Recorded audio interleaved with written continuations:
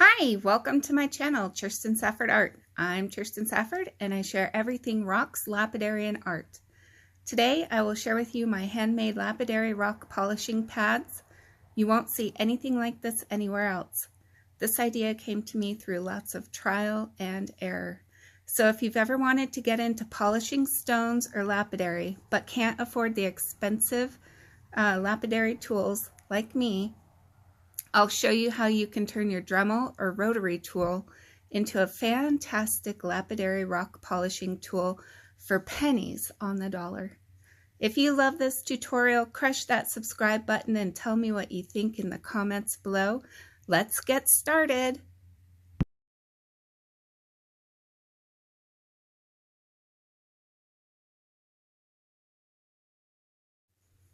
Okay, so if you're familiar with any of the older videos that I've produced, a couple of years ago, the way I polished was using leather pads, and then I would take rubber cement and glue the wet sandpaper to the pad itself, and then I would take a mandrel and the screw-on kind, and I'd put like a little rubber washer there, and then I'd screw it on.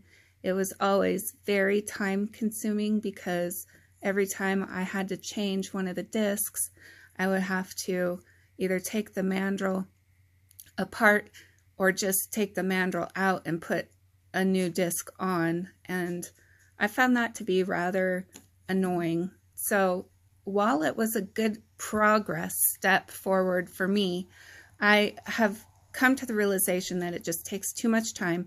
So what I want to do is show you what I have just invented. But what inspired me to do it was these store-bought mandrels right here. Now these came from Kingsley North, which is an online or catalog company that you can order lapidary tools from. So I've taken the idea of using these rubber mandrels that have a totally flat top, which is great because you can polish a much larger surface. So it comes in 3 different sizes. The small ones really are not good for much of anything for me because they're just too small. The medium ones, they're also just too small. So the bigger ones are actually just about the same size as my old leather pads. So I've decided to take them and create a way I can quickly and easily change the mandrel or the top, the leather part, the leather pad, so I can go from, say, a 100 to a 220 to a 320 to a 500 or 600, you know, and quickly and easily switch out. But it's going to be about the same size as this. So for having a quick switch out, you have a mandrel that you can keep in the machine and then quickly and easily just push this and turn it and it comes apart. It's kind of hard to do it when I'm not looking. So you can see there. So what I've done is I've wanted to make them so that they will fit onto the easy off mandrel. So I will show you that. A finished one, and then I'll take you through the steps of putting them all together. Okay, so what I have here is a variety of different pads that I have made. Now, it's very easy, and I'm going to take you through the process, but if you can see here, I've just taken a Sharpie and written on the top, it's 320. That's not going to have any effect when it comes down to polishing. And what you can see here is it is a leather pad, and I have a quick on and off that I have put on there. So I have all the different steps all the way through polishing, through pre-polish to polish, everything. So I'm going to take you through how I did it, and we're going to start off with talking about the leather. So what you want to do is you want to get a very heavy-duty, thick leather, one that doesn't bend very easily. So the stiffer, the better. Anything that you can bend too easy, when you go to hold it against the rock, it will just flip-flop all over the place. So what you do is you just cut your circles out, just like I've done here.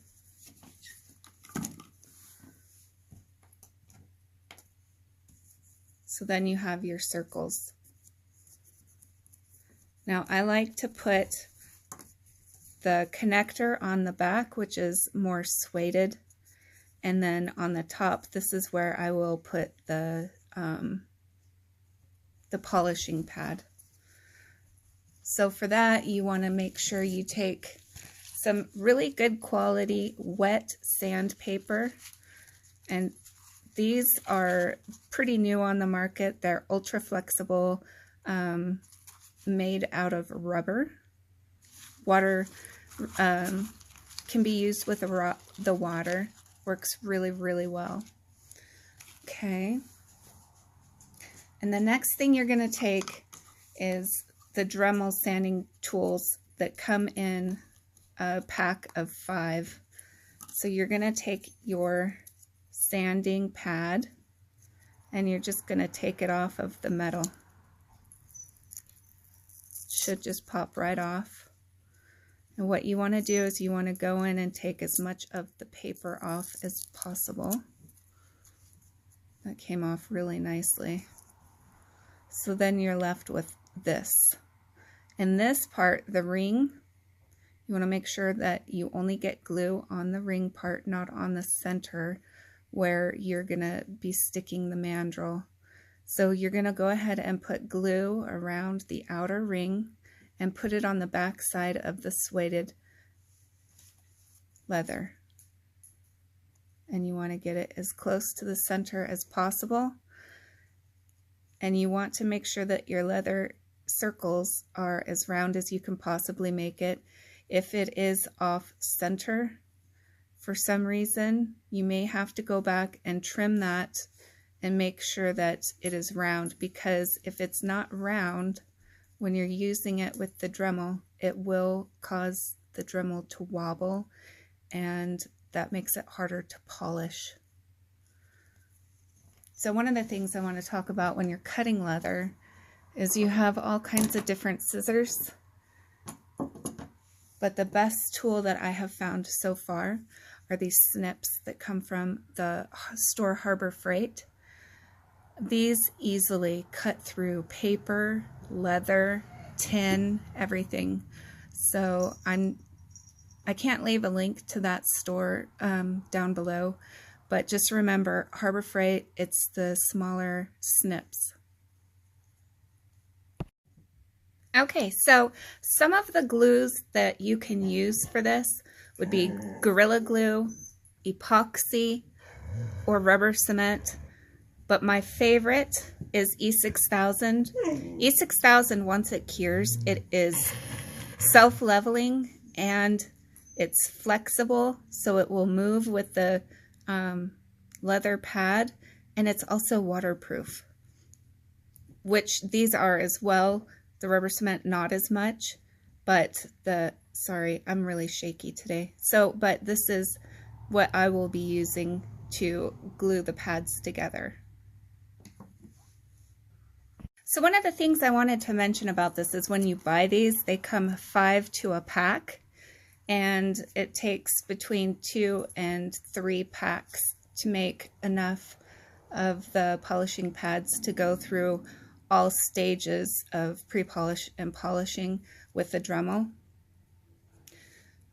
So I'm going to take you through the steps. It's very easy of putting these together.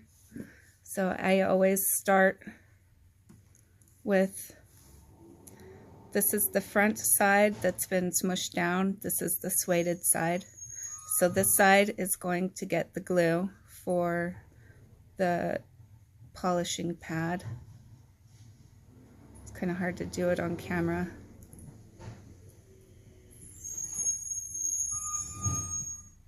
Give me just a second here and I'll show you. You want to just make sure you get a nice, smooth, thin layer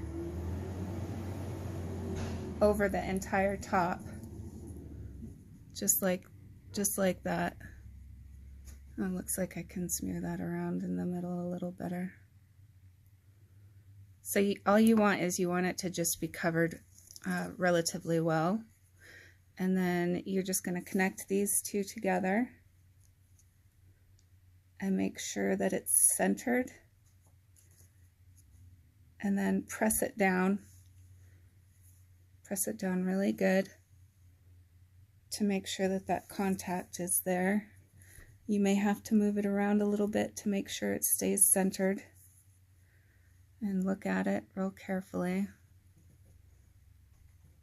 Okay, so that's that part there. That's good. And it's okay if the circles are bigger than the leather pads. In fact, I prefer it that way. That way, when I'm grinding and I'm at the edge here, it bends over and it still will polish from that edge. And you can see here where there maybe is some air bubbles.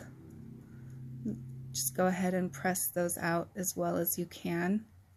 And when I am drying these, I will lay them flat down like this, and I will put a book or something on top of it and just allow some weight to hold it together. So the next thing we're going to do is we're going to glue the back of the Dremel sanding pads. So I'm going to be very careful that I just get the glue on the metal ring itself. And I'm doing this off camera because it's just a little bit easier for me to do it this way.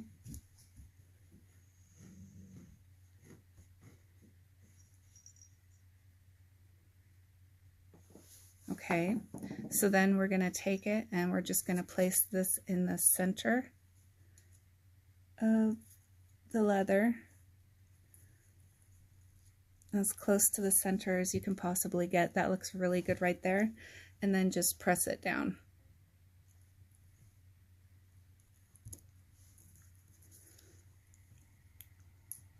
So as you can see, there is some on the underside there. Once it dries, it's very rubbery, so I can go in if I need to. I may not need to because it is self-leveling and it should flatten out. But if I need to, I can go in there with some tweezers and just pull it out. But you just want to apply some pressure all the way around and make sure that it's sticking really well to the leather. And that's it. Just let it dry. So you want to repeat this process as many times as you need to get as many stages or steps done as you want to have. I prefer to have more steps than not, which is why this was so time consuming for me before. The constantly having to change the mandrels out and change the leather pads over and unscrew it and screw it back together. It just was extremely time consuming. But now with this new process of doing it, it is going to make it go by so much quicker, and I can have them laid out in the different stages and then you know, take the one that I need next and put the other one back. And these are reusable. Reuse them until they're completely worn, and then you can either pull them off and then put a new one on, or you can just glue a new one right over the top of the old one. It depends on the quality of the paper underneath. But another thing I can show you here, this one is going to be just a felt pad. And this is a heavy-duty furniture felt from Walmart. I'm just going to get some glue on it and then center it.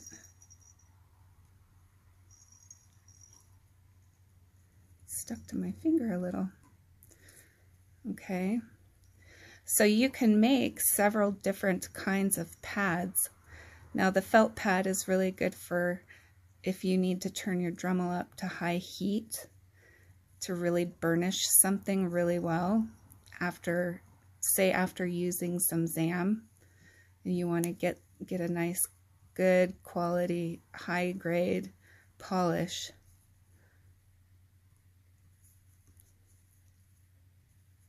Another thing that you can make is a buffing pad. So same deal as before, just want to get the top of the leather, a nice thin layer of glue, and you want to just make sure that it goes all the way around, all the way out to the edges. And then take your fabric. This is a cotton, a thick, nice cotton. It's a felt, a cotton felt, and then we're just going to put them together. And I made the felt just a smidge bigger than the leather. That way, like I said before, when I'm going around and polishing, if I go out to the edge, it'll just bend down and it'll continue polishing that. Now you could go back and glue the edges up and around if you wanted to, but it's not necessary, and that actually just makes it just one more step that doesn't need to be done, and we're about saving time and saving money here. Okay, so the next thing I'm going to do is I'm going to just glue this onto the back, same way as I did before.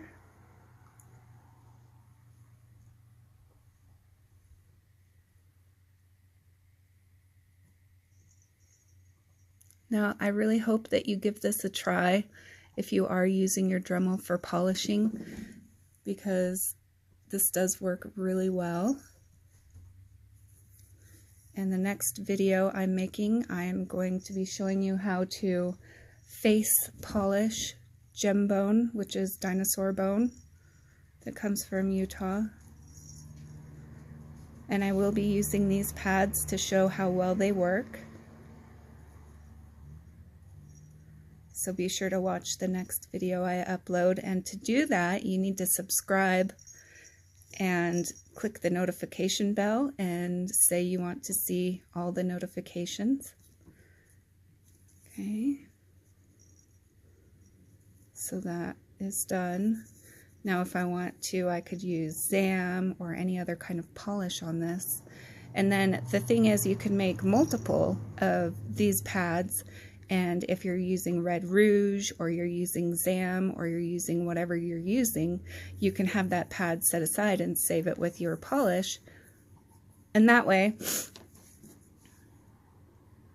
you're not mixing up your different polishes on the same pad. These are relatively inexpensive. The leather I got from Hobby Lobby or Michael's for about $10 for a big bag. And it did come with a bunch of limp leather, but it had these heavy-duty leather pieces. You could go to Tandy Leather and get leather there, or you can shop online and buy it in a big bulk pack. So I've made probably 20 of these pads, and I am just going back and pushing this down.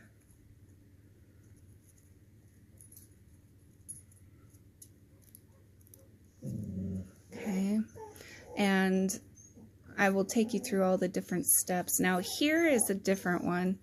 This is an auto polish pad. It is a 3000 grit, and I like it because it is foamy and it actually has the grit inside the foam. So same as before, I'm just going to glue it together the way I did before, and I will be right back to show you real quick how they all look when they're all finished and how many I have. So with a few minutes of effort, you can make some great polishing pads that will last a good long time and are quick and easy to use. As you can see here, I have 100, 220, 320, 400, 600, 1000, 2000, 3000, 4000, 6000, 12,000, and then I have these other polishing pads I can use as well for Zam, which is my favorite polishing compound. It's a silver compound, silver polishing compound, but it works really great.